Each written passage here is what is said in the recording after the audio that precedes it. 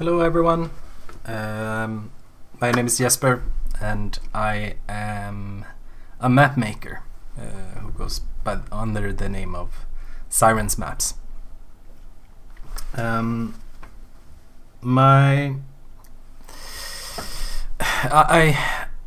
did a source book that I recently released for Dungeons and Dragons 5e, and I did that. I think it was in late December, and we all know what happened after that.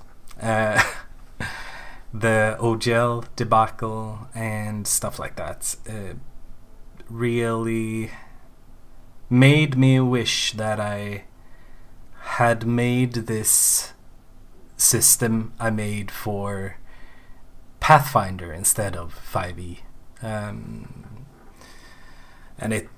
the whole OGL thing, I mean, we can talk a lot about it, but it really stressed me out. But I feel like it's on its way out now.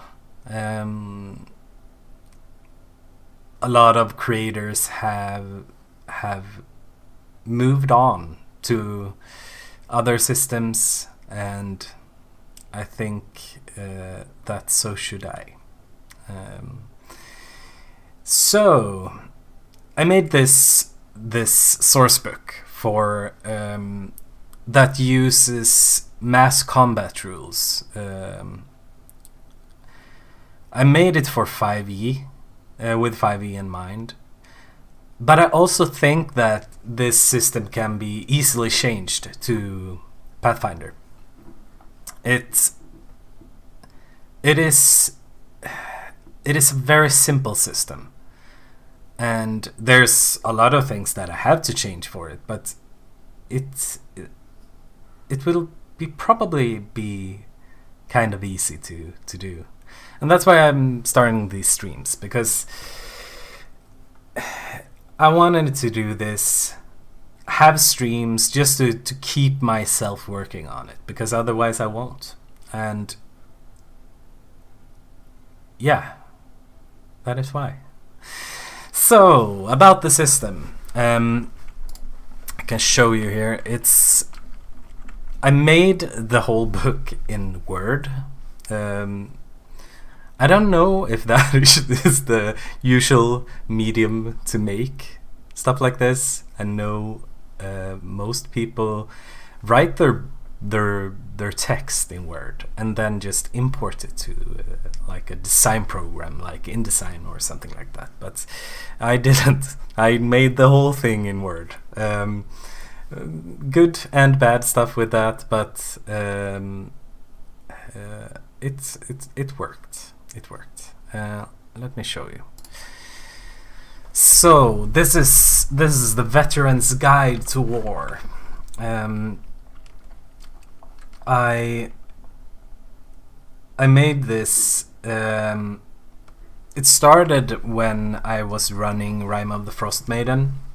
When I was some spoilers towards Rime of the Frost Maiden here.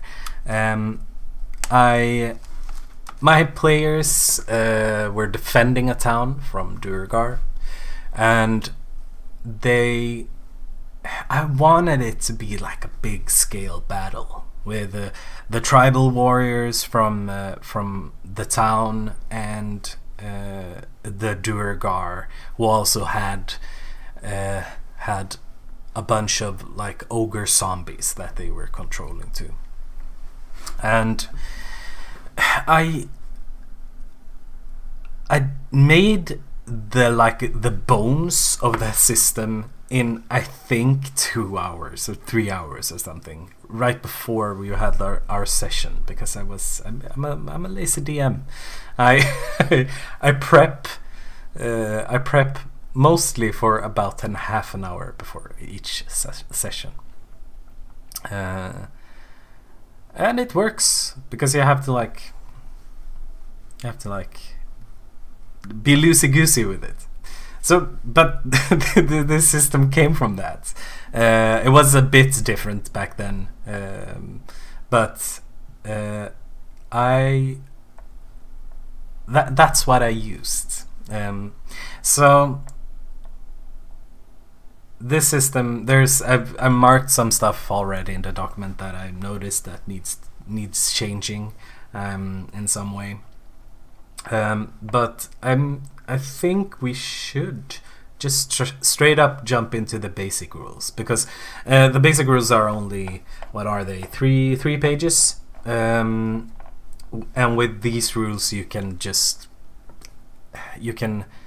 make like a battle combat with some armies in about, I would say, just 20 minutes to be safe. But there are stuff in here that isn't pertaining to Pathfinder.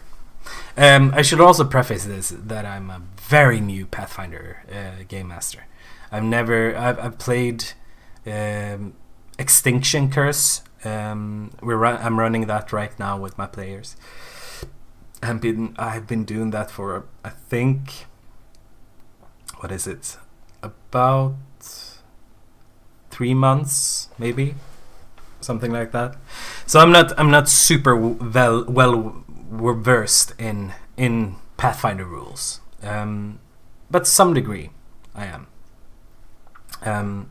Okay, so I'm first gonna just go through the basic rules of the system as they are for 5e, and then I can roll with it after that. Okay. So, the bones of this system is creating units that you can use in this kind of battle. So, how you do that is in this basic rules. So, you take any sheet of any monster, NPC, or anything to make that to make it represent like many like a huge group of that monster or NPC. So you can take any sheet. In this case, I use the veteran as an example because that's kind of like, I don't know, it's a veteran is already a veteran of something, right? Like war or something. And that's why the name of the book is The Veteran's Guide to War. But we use the veteran as an example here, and like an individual veteran has the hit points of 58. We divide that number by 10 and round the number to the nearest whole number, which in this case is 6. That's the HP now for one single individual of that unit. We call in the system that HP number that unit's IHP, their individual hit points. You then decide how many veterans are in the unit. So like I've written here, 25 units, 25 veterans in the unit. You just multiply their IHP with how many veterans there are. So 25 times 6 is 150.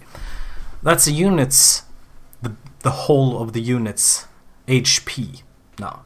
So 150 is their HP. You then, in battle, you double the unit's damage for all attacks when the unit has 50 or less individuals, and quadruple when they have 51 to 100.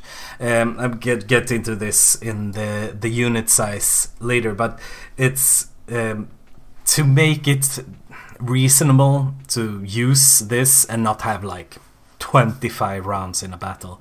I limit the unit size to 100 individuals, and that, I mean, that can get out of control a little bit when you have like dragons and stuff like that, of course. But we mark down what HP threshold a unit would change their damage to. So in the case of the veterans, let's just I'm gonna bring up a calculator here. They have 6 individual hit points, and at when they have 50, their HP should be 300. So if there's 50 veterans in a group, their HP is 300. And that's also the threshold where they go from quadruple damage to double damage. So if there were 75 veterans, they would do quadruple damage. When they go down to 50 veterans, they and 300 HP, that's their threshold for switching to double damage. And why I have this is because to not have like 25 rounds in a battle. It should still be around, maybe more than normal combat, about 9 to 10 rounds or something like that. All right. There are also different ways of scaling damage that are much later. They're in the modified or variant rules for the system, but we're not gonna talk about those today. And the beauty of this system is that everything else on the unit sheet, except for maybe speed, we get into that later, it's the same. We don't change anything about that. There are, however, like the question of armor proficiencies and weapon proficiencies. NPC sheets doesn't have that, neither in 5e or Pathfinder, I think. So we just gloss over that, and if the sheet has a weapon, we assume that it's proficient in that weapon. Same with the armor. We just assume that's the case and move on. This becomes more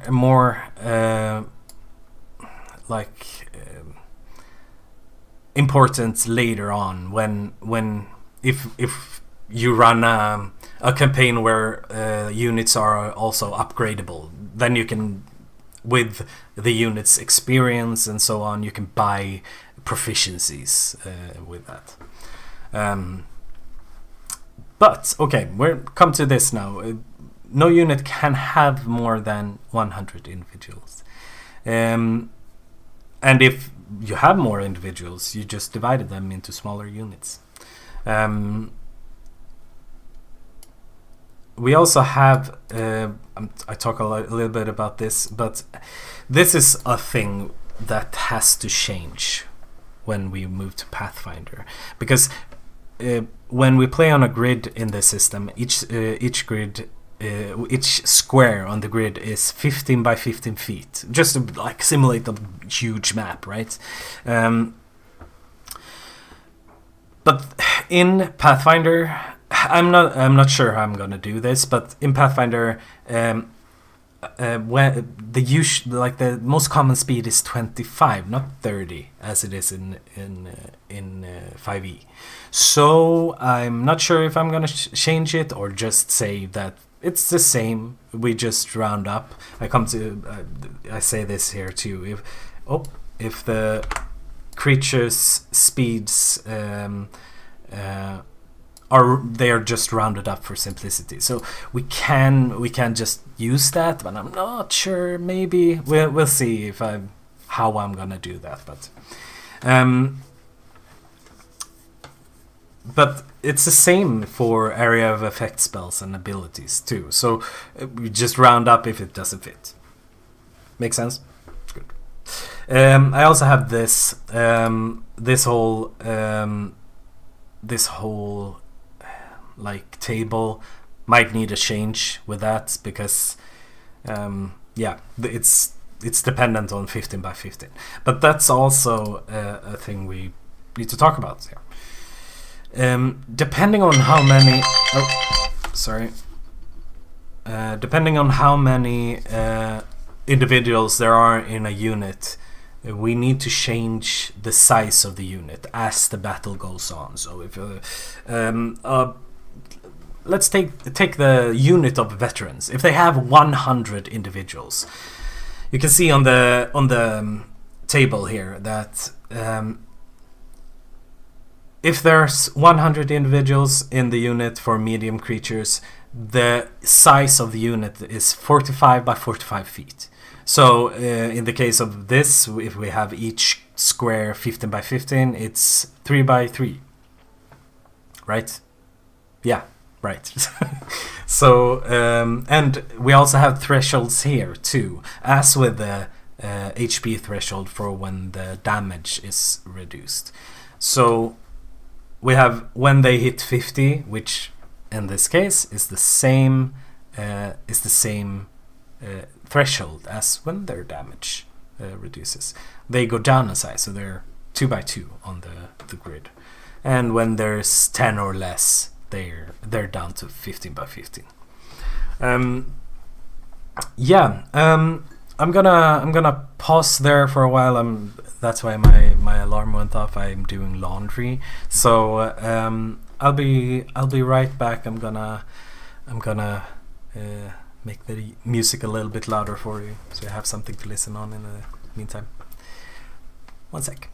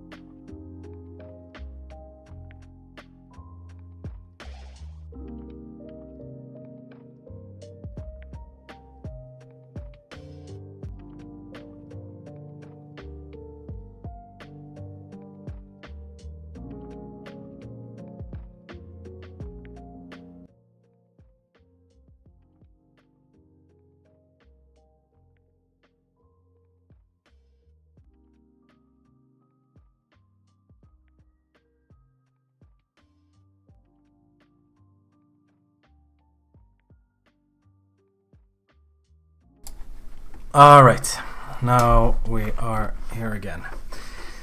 Okay, so we talked about the size. There's thresholds there too, as with the damage multiplication.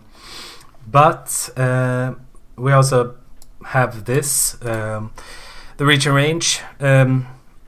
All attacks have a minimum range of 15 feet, just because we have a 15 by 15 grid. Like I said, might change this to for Pathfinder, don't know yet. If they have a higher, we just that reach is only applied after 15 feet. So if they have 10 feet, they have 15 feet.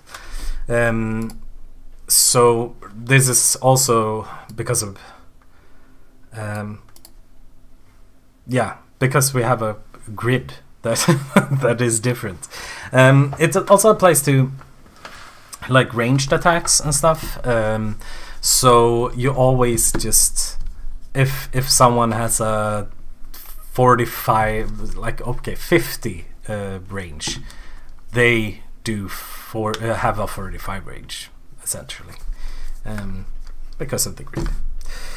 And then we have the fun part of the system, the basic rules at least. There's much more fun stuff later on, promise. But we have commanders, and that's where your players come in. They are commanders of these units that you have created. It can also be like an important NPC or like a general or something if you have that. But this is the part that is made for your players.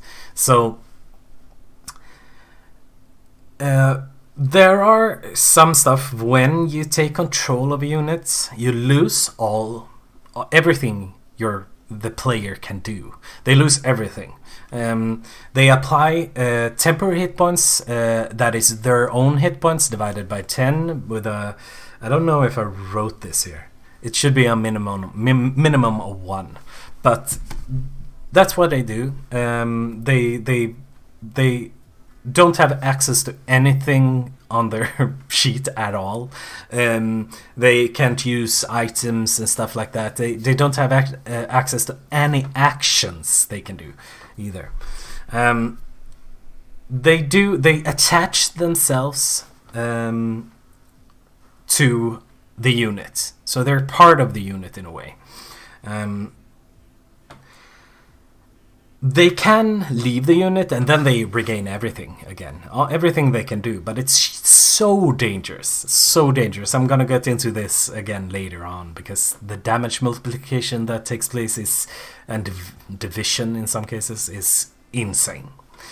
But okay, let's say the unit has the commander or the player have taken control of a unit. Now they can do stuff on the unit's turn. So they gain access to commander actions. Commander actions are what is this song? I don't like that. Okay, it's over. All right. At the top of the unit's turn, so it's just like right before the unit has their turn, or so to speak. It's a little bit weird, but at the top of the unit's turn that the commander controls, they can try to do a commander action. There's different ones, and there's different ones that they can get access to later if you use this system as a big part of your campaign, where they can choose new feats and stuff that are very connected to this system. But they have reckless charge. This is something that has to be changed, I think, because DCs are different and they can go very high in Pathfinder. But Oh, not that. Boop. So DCs and stuff, take that with a bit of grain of salt right now. It's going to be changed for Pathfinder. But reckless charge, you try to do a persuasion. Don't know what that would be in Pathfinder. Maybe I have to write some actions or skill actions or something. I don't know. But when they are successful with this check, the unit does +1 damage per 5 individual members of the unit. So this they have to like run towards another unit when they do this, so it's making themselves vulnerable. They also take half the damage that they do to that unit that they are attacking. So the unit themselves take damage. Dangerous move can be very good if they do a lot of damage with this. So they have fallback. You do acrobatics or athletics against ADC, and if it's successful, all units that this is gonna be changed to. I see this. Okay, but that every unit that they have can double their speed this turn if they move away from their enemy. So it's like a retreat action. They can inspire troops, and if they are successful, the unit gets advantage on their next attack roll. If the unit already has advantage, they get +2 to the roll. So it's still good if they already have advantage. In the case of I don't know, berserkers who can reckless attack on their return.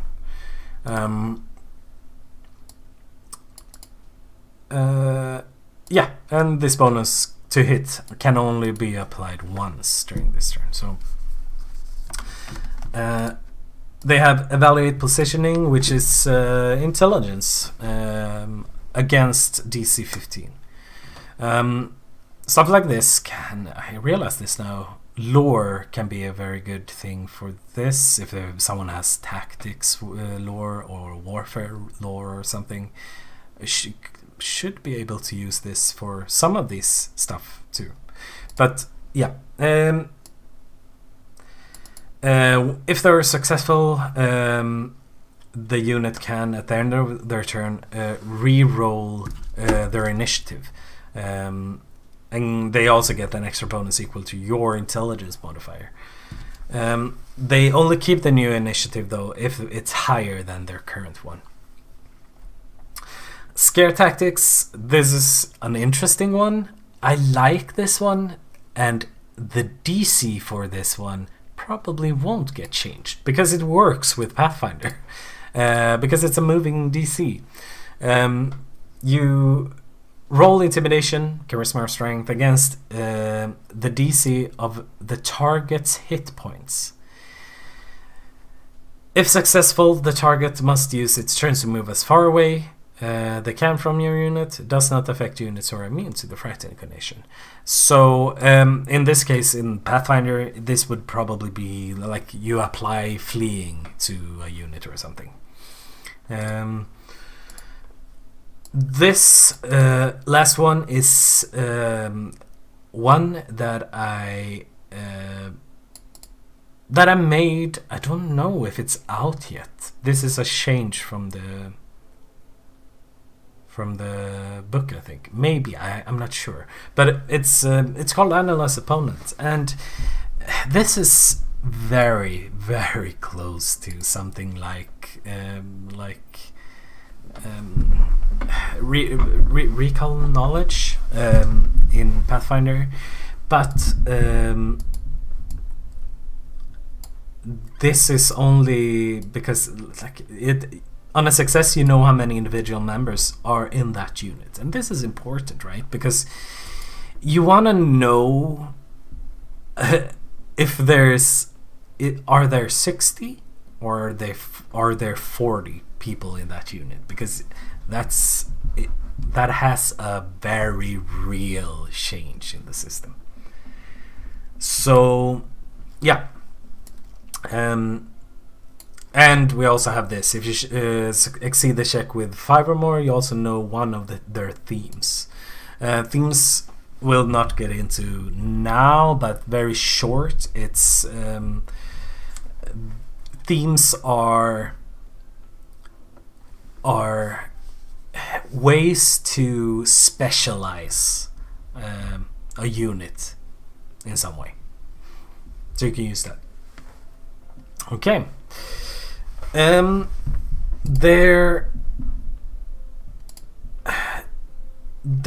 All of these will be changed probably, because they need to be changed. Actions in Pathfinder works very differently. They have critical successes, they have critical failures usually. So all of this will be rewritten in a way that is more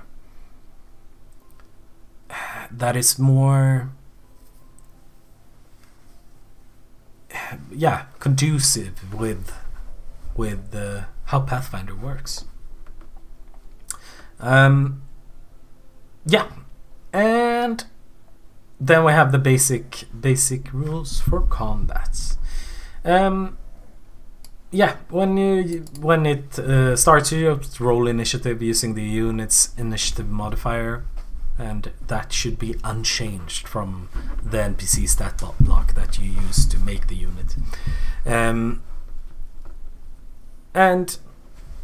Battle commences as normal, like as it does in 5e in this case. Just the same, exactly the same. Each round is about 6 seconds. If the unit has access to any actions that it would normally have access to as per a non-player character stat block, they're based on. So it's just super easy. Just use it as is. There's the only things that are changed are the things that we changed before. Everything else is the same. Some notes though: any saves that need to be rolled is rolled once per unit. You don't need to roll for every individual in the unit, of course. All attacks in the battle are exactly the same as in a normal fight, but with the scaling of damage. There are some units, some stuff though, some that are changed because we need that for this system. When units take damage, they jump in the thresholds we talked about, both damage and size. That changes throughout the battle. When they change size, the person who controls that unit, if it's a player or it's the GM, doesn't matter. But that person decides which squares the unit now occupies. If the unit is reduced to 0 hit points, they're wiped out. They don't exist anymore. If the unit had a commander, the commander is the only one left. So the player stands alone against an army. Cool visuals here, right? You place the commander's token in the place where the unit was, in one of the squares, and the commander decides that.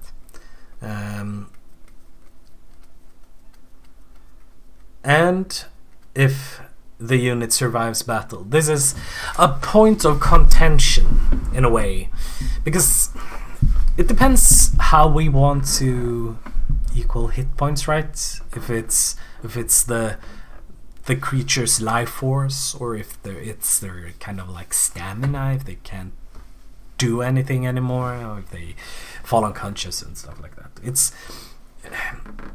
The downed individuals of the units survive and can get medical attention. The unit then regenerates completely after 1 week. This is...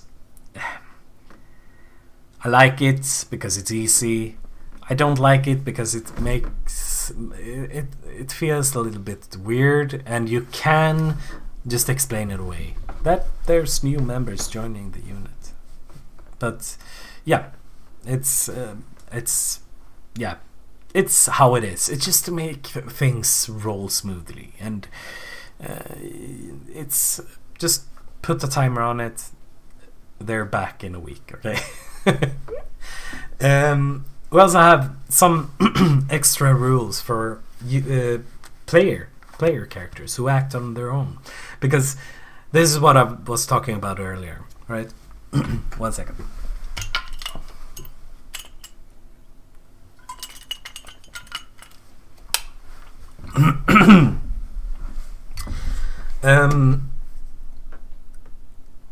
It's very dangerous for a player to act on their own on the battlefield. That's why it's so dangerous if they control a unit, leave that unit, or that unit dies if they gets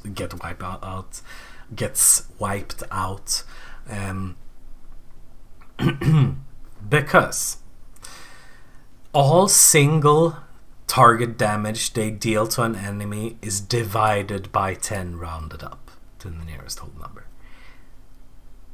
So imagine this: the fighter alone on the battlefield against a group of 25, let's say Durgar in this case. They make one attack, critting, dealing, 25 damage. It's rounded down to 2 damage to the unit they're fighting against. In contrast to this, though, if all damage a PC takes from a unit is also multiplied by the numbers we talked before. So if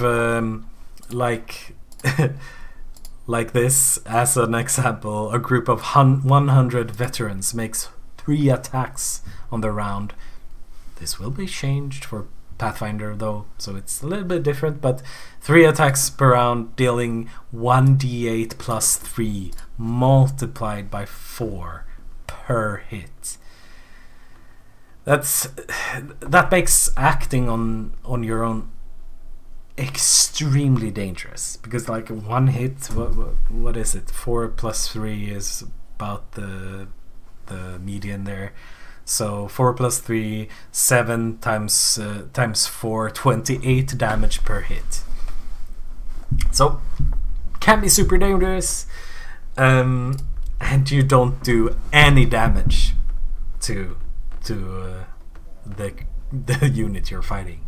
So there are, however, there's spells. If we talk about spells or abilities that targets like an AoE or stuff like that, those works as per normal. So Fireball works. There are, however, spells that are completely useless in this system if a PC decides to cast them on a unit. Like Enlarge Reduce in this example. That spell targets one creature. And a unit isn't a creature. A unit is a group of creatures. So it wouldn't like markedly nothing would happen. Like the unit would stay the same. That's why stuff like that, don't tell your players. Just don't cast spells that target only one creature, because they are so bad in the system. And they won't work at all. But like I said, Fireball and stuff like that could be very, very handy in a fight like this. So, but also hugely dangerous for a player, or the player character, because if they get hit If they get hit by like a ranged unit that does double damage like all the time, that's bad. That's bad for your character. So it's a bit of a, you have to balance it. The spellcasters can do a lot of damage. There's also some restrictions about how, if the area of damage would hit the whole unit, they take full damage. Half damage if it a part of the unit isn't hit. But yeah, so that's it. That's the basic rules of the system. It's super easy to learn for your players. It's super easy to GM because it's just a normal battle. It's just a normal combat with like modified like character sheets. That's it. So yeah. But you can see there's a bunch of stuff that needs changing. Like almost like this whole section needs to be changed. Like how combat works. Like this whole chapter will need to be rewritten in some way. There are bones in this system that works perfectly for Pathfinder, though. So I think it will be very helpful for some GMs in Pathfinder to actually use this.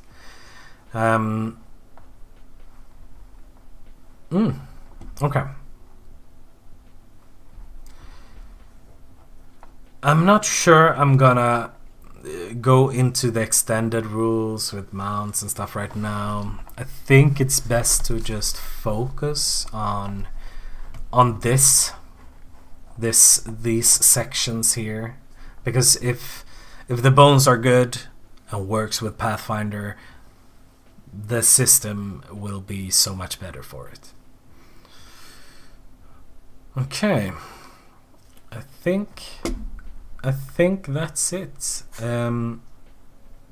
This stream was supposed to be a very short stream because I just wanted to like ease into this for myself, like easing into live streaming anything.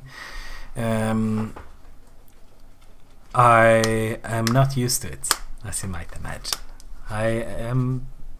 I'm working from home mostly, making maps. That's what I do. That's my thing. I most of my like interaction with stuff is with my beautiful girlfriend who's not home right now, and when I play games. So yeah, this is good, right? We need this. Everyone needs this somehow. I want to reach out and just do this more. Stream more. Maybe talk to my patrons, because if you didn't know, I have a Patreon that you can go and support me on. It's down in the links. It's like the only link right there. It's the only link there right now. But yeah, it would be nice to interact a little bit more with my patrons too. So if you see this and you are already supporting me, good job. There are some in the that you can see, like right down here. Some people who have supported me. I hope it's right. Isn't it? It might not be right. One sec. I'm gonna see if let's see here. It might be right, but I'm not sure. Let's see if I can refresh the cache. I think it's right. Yeah, it's right. Okay, good. So yeah, these people down here has already supported me, and on Patreon. You can too if you want to. It's so weird to do this, stream to nobody right now. I don't know how I can see that. How many people are watching? Okay, one person is watching, and I think that's me. Yep. But it's not weird. I'm Swedish, by the way. Maybe I should say that too. For many people who are my supporters right now, it's 9 o'clock in the morning and you might not have the time to watch a stream. I understand that. But good. You will see more streams from me in the future. I will try to do this more often and go through this system also a little bit. I will also probably do some mapping streams and stuff like that. I think that would be fun. There is some parts of that makes me nervous, because a big part of it is you have the trade secrets that how you are doing your maps is something that most people have very close to their heart when they do them. I guess it's the same with digital artists everywhere, maybe, I don't know. So yeah, maybe we'll see, but I think that's it for me. I hope someone watches this and thinks it's interesting. Alright. Bye bye, guys.